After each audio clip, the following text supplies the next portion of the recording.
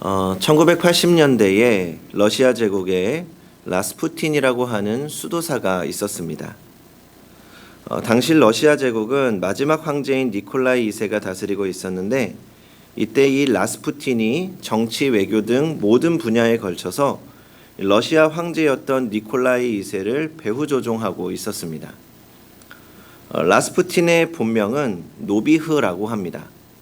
그는 시베리아의 한 촌에서 농부의 아들로 태어났습니다. 학교에 다니긴 했지만 그를 모르고 방탕한 생활을 하다가 라스푸틴이라고 하는 별명이 생겼습니다. 이 라스푸틴은 러시아 말로 이 방탕한 사람이라는 뜻입니다.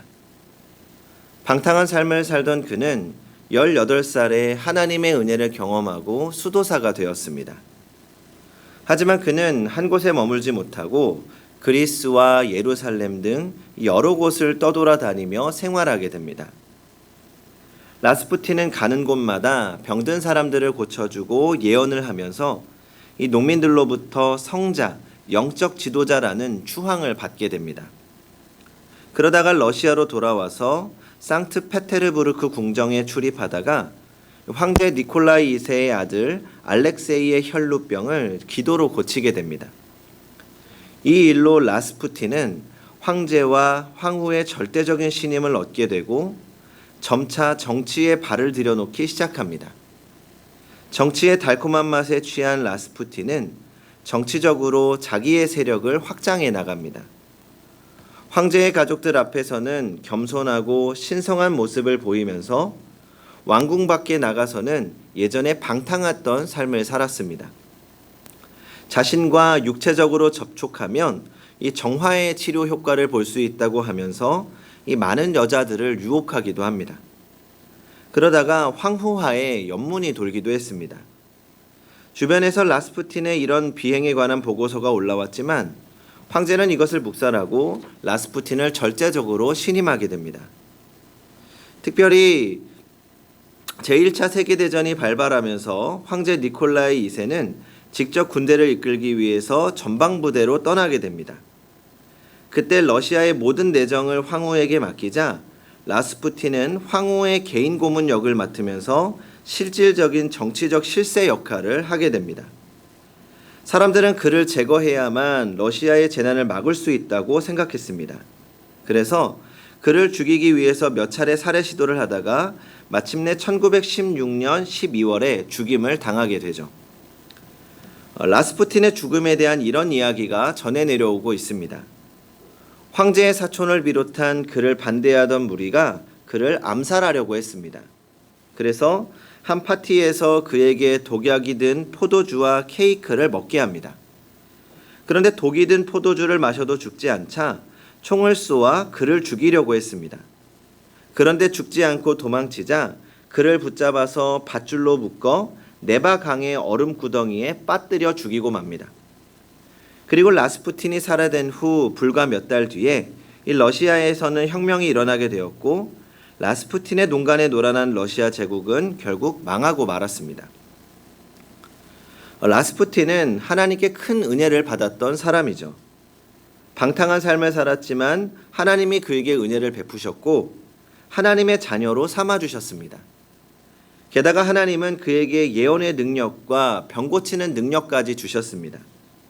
그러나 그는 하나님이 주신 그 귀한 은혜와 능력을 바르게 사용하지 못했습니다. 아마도 하나님은 라스푸틴에게 더 가난하고 더 연약한 사람들을 도우라고 그 은혜와 은사를 주셨던 것입니다. 그런데 그는 권력의 맛을 보면서 하나님이 주신 그 귀한 능력과 은혜를 자신의 욕심을 채우는 데 사용하고 말았던 것이죠. 그 결과 자신의 생애도 비참하게 끝났을 뿐 아니라 나라를 망하게 하는 원인이 되기도 했습니다. 우리는 라스푸틴처럼 하나님으로부터 엄청난 능력이나 은사를 받지는 못했습니다. 그렇다고 우리에게 하나님의 은혜가 없는 것은 아닙니다. 우리의 평범한 매일의 삶 속에서 우리는 놀라우신 하나님의 은혜를 누리며 살아가고 있습니다. 그럼에도 우리는 그 은혜와 축복을 감사함으로 받지 못하고 당연한 것으로 여겨버립니다. 평범함 속에 깃든 하나님의 은혜와 축복을 당연한 것으로 여기기 때문에 우리는 감사를 잃어버렸고 기쁨을 누리지 못하고 매일매일 가슴 뛰는 환희의 삶을 살지 못하는 것입니다. 수학자이자 철학자였던 파스칼이 이런 말을 했다고 합니다. 이 세상 사람을 두 부류로 나눌 수 있는데 하나는 자신이 죄인임을 알고 인정하며 사는 죄인이고 다른 하나는 죄인임에도 자신은 죄인이 아니라고 고집부리며 사는 교만한 죄인이다. 인간은 모두 죄인인데 죄인인 줄 아는 죄인이 있고 죄인임에도 죄인인 줄 모르는 죄인이 있다는 것입니다. 같은 이치로 생각해 보겠습니다. 이 세상에 사는 모든 사람은 하나님의 은혜 안에 사는 사람들입니다. 하나님은 신앙을 가진 사람들에게만 은혜를 베푸는 것이 아니라 모든 사람에게 은혜를 베풀어 주십니다. 착한 사람에게만 은혜를 베푸시는 것이 아니라 하나님이 지으신 모든 사람들에게 은혜를 베푸십니다. 주님이 말씀하셨습니다. 마태복음 5장 45절입니다. 하나님이 그 해를 악인과 선인에게 비추시며 비를 의로운 자와 불의한 자에게 내려주심이라. 하나님은 모든 사람에게 은혜를 베푸십니다. 그런 하나님의 은혜 가운데 살고 있으면서 그 은혜를 은혜로 알고 사는 사람이 있는가 하면 어떤 사람은 큰 은혜를 경험하고 살고 있으면서도 은혜를 은혜인 줄 모르며 사는 사람들이 있습니다. 그러면 성도님들은 어떤 삶을 살고 계십니까? 은혜를 은혜로 알며 감사하며 사는 사람입니까? 아니면 은혜를 누리고 있으면서도 은혜인 줄 모른 채 살아가고 있습니까? 오늘 본문에서 하나님은 우리에게 이렇게 말씀하십니다. 고린도후서 6장 1절입니다. 우리가 하나님과 함께 일하는 자로서 너희를 권하노니 하나님의 은혜를 헛되이 받지 말라. 하나님의 은혜를 헛되이 받지 말라고 말씀합니다. 지난 2주간의 말씀을 한번 복습해 보겠습니다. 은혜가 무엇입니까? 은혜는 하나님이 우리에게 주신 선물입니다. 은혜는 값없이 받은 것입니다. 주님께서 우리의 죄를 대신해서 십자가에서 죽으셨고 다시 사셨습니다. 그것을 믿음으로 우리는 구원을 받습니다.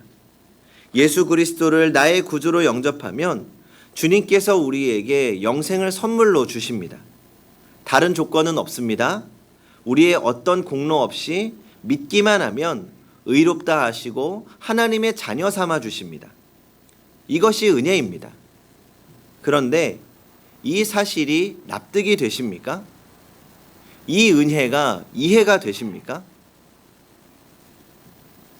제가 짧은 인생을 살면서 몇 안 되는 미스테리 중에 하나가 있습니다. 아마도 초등학교 5학년 때의 일이었던 것 같습니다. 날씨는 추운 겨울이었죠. 당시 학교 앞에는 문방구가 있었고 작은 평상이 하나 있었습니다. 당시 대부분의 학교 앞 문방구가 그랬던 것처럼 말입니다. 수업이 끝나고 나면 친구들끼리 도시락 사발면 하나를 시켜서 평상에 앉아 먹으면 세상 그것보다 행복한 시간이 없습니다.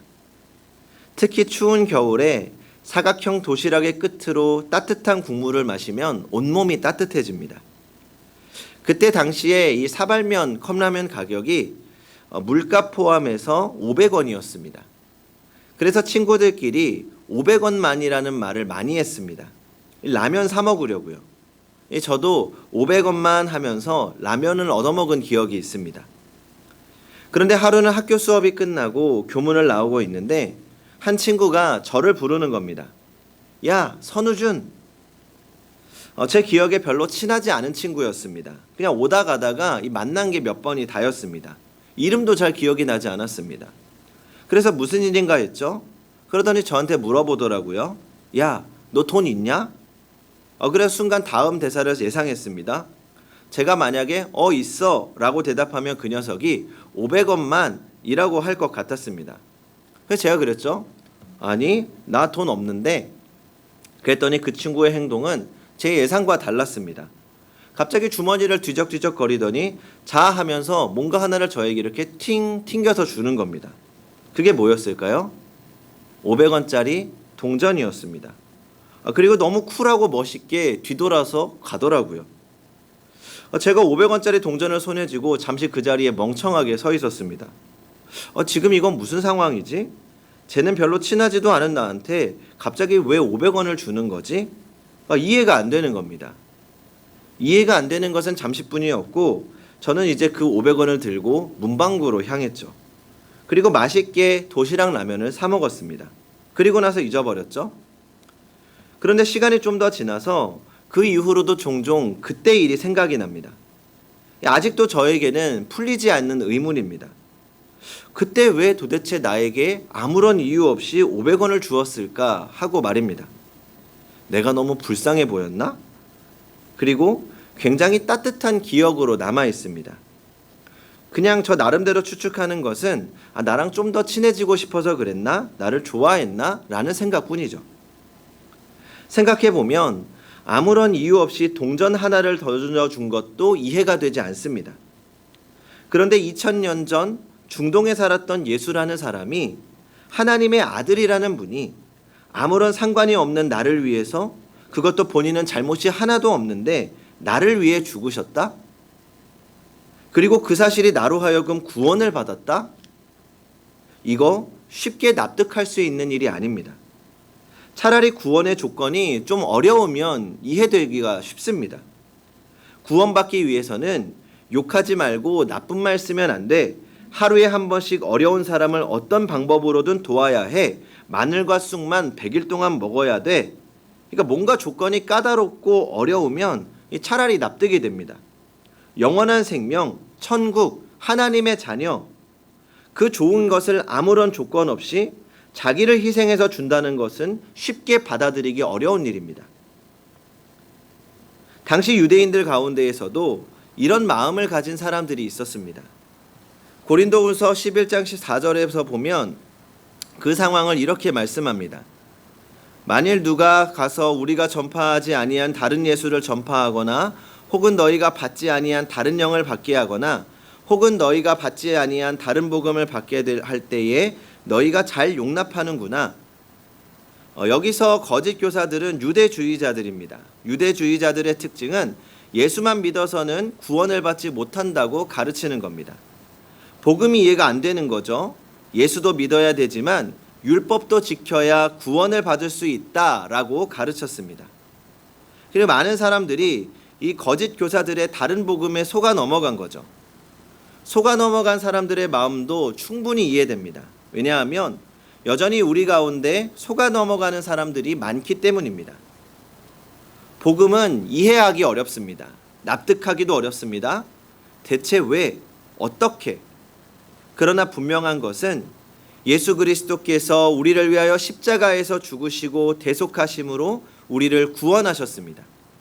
아무런 조건 없이 우리를 사랑하셔서 은혜를 베푸신 것입니다. 쉽게 납득되지 않는 이 사실이 우리에게 은혜로 받아들여질 때 우리는 정말 큰 감동과 기쁨을 누릴 수 있습니다. 초등학교 5학년 때 받았던 500원조차도 지금 저에게 기분 좋고 따뜻한 추억으로 남아 있습니다. 그런데 누군가를 나를 사랑해서 나를 위해 죽었다는 그 사실이 받아들여진다면 그것만큼 우리에게 기쁜 일이 더 있을까요? 사탄은 오늘도 우리에게서 그 기쁨을 빼앗기 위해 노력하고 있습니다. 우리가 은혜를 받고 그 은혜를 누리며 살아갈 수 있는 시간들을 빼앗아 가려고 합니다. 하지만 성도 여러분, 우리는 은혜 받은 사람들입니다. 받은 그 은혜를 기뻐하고 받은 그 은혜를 누리면서 살아가면 됩니다. 은혜 풍성한 삶을 살기를 원하십니까? 그렇다면 내가 받은 은혜가 하나님이 거저 주신 것임을 믿음으로 고백해야 합니다. 나는 구원받을 만한 어떤 자격도 갖추지 못했고 구원을 받기 위해서 내가 한 것은 아무것도 없는데 하나님이 나를 긍휼히 여기시고 하나님이 나를 사랑하셔서 값없이 은혜를 주셨고 나에게 구원을 베풀어 주셨다는 그 사실을 믿어야 합니다. 또 오늘 내 삶에 베푸신 모든 은혜 역시 하나님이 나에게 거저 주신 것임을 믿어야 합니다. 그 믿음만이 은혜를 은혜되게 하는 것이죠. 그리고 그 믿음이 우리를 은혜 받은 자로 살게 합니다. 성도님들은 이 은혜를, 이 기쁨을 누리며 살고 계십니까? 우리는 늘 그 은혜 안에 머물러야 합니다. 그게 신앙생활입니다. 신앙생활이라는 것은 은혜를 은혜로 알고 살아가는 것입니다. 그래서 은혜로 하는 모든 일에 기쁨이 넘치게 됩니다. 은혜가 넘치면 삶이 풍성해지고 은혜 안에 있으면 평안합니다. 하지만 그 은혜를 잊으면 선을 행하면서도 상처받게 되고 오히려 은혜를 알기 전보다 더욱 비참한 삶을 살게 되기도 합니다. 은혜는 없으면서 해야 될 일들만 많아지는 거죠. 전 이 땅에 그런 메마른 신앙생활을 하는 분들이 상당히 많다고 생각합니다. 교회를 섬기고 선을 행하면서도 상처만 늘어갑니다. 왜요? 은혜가 없기 때문입니다. 오스카 와일드가 쓴 우화적인 단편소설에 대한 이야기를 본 적이 있습니다. 이 단편소설은 아주 특이한 소재에 착안해서 쓴 것입니다. 성경을 보면 예수님이 은혜를 베풀어 주신 사람들이 참 많이 있습니다. 병자들을 고치셨고 귀신 들린 사람들을 고쳐주셨습니다. 심지어 죽은 사람도 살리셨죠. 그런데 성경에는 이름 없는 그들이 예수님께 은혜를 받고 그 후에 어떻게 되었는지, 어떤 삶을 살았는지에 대한 언급이 전혀 없습니다. 그래서 오스카 와일드는 그것을 나름대로 추리해 보았습니다. 예수님이 과거의 은혜를 베풀어 고쳐주신 사람들이 그 후에 어떻게 살았는지를 만나보신다는 것이 소설의 내용입니다. 예를 들어 이런 겁니다. 어떤 곳에서 예수님은 알코올 중독자를 만났다. 가만히 보니 어디서 많이 본 것 같아 물었다. 내가 당신을 어디서 본 일이 없습니까? 그러자 그가 대답한다. 있었지요. 나는 본래 절름발이었는데 당신이 고쳐주셔서 제가 이렇게 걷게 되었습니다. 절름발이었을 때는 구걸하면 사람들이 불쌍하다고 동냥을 해줘서 사람들에게 얻어먹고 살았습니다. 그런데 건강해지고 나니까 할 일이 없어요. 또 누가 나를 환영하지도 않고요.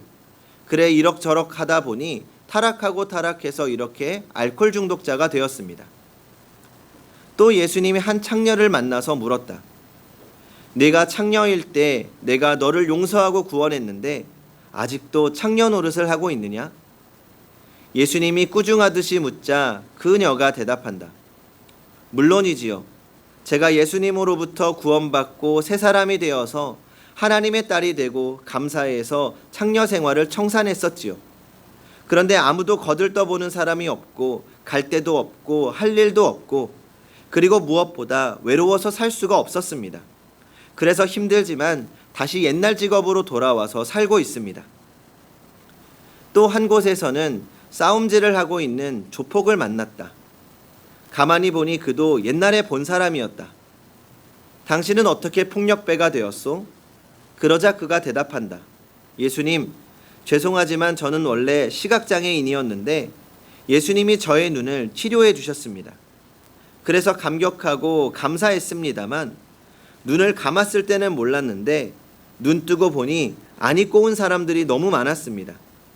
더럽고 치사하고 모순되고 부조리하고 부정부패에 사치와 타락이 판을 치는 세상, 이런 모습을 보고 울분이 터져서 주먹을 쓰다 보니 조폭이 되었습니다. 은혜를 받았지만 은혜를 잊은 사람들의 이야기죠.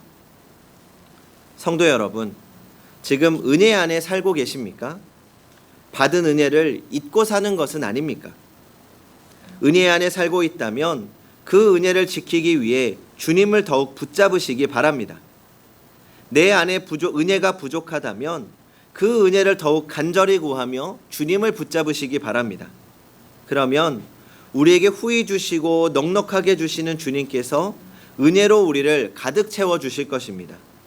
이제 은혜를 헛되이 받지 말고 받은 은혜를 지키며 감사와 찬송과 기쁨으로 살아가는 성도님들이 되시기 바랍니다.